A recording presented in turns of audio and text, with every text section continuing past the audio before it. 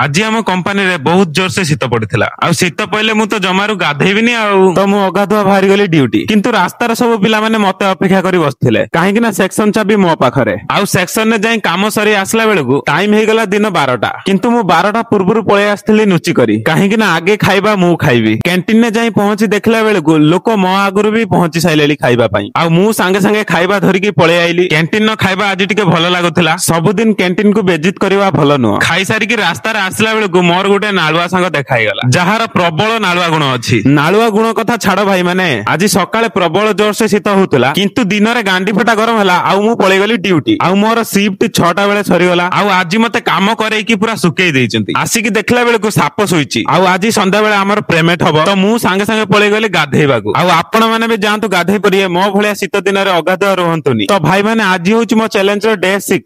ଆପଣଙ୍କ ଭଲ ପାଇବା ଏମିତି ମୋ ଉପରେ ରହିଥାଉ। ତ ରହିଲି ସାଙ୍ଗମାନେ, ଜୟ ଜଗନ୍ନାଥ। ଜଲ୍ଦି ଯାଆନ୍ତୁ ଗାଧେଇ ପରିବେ।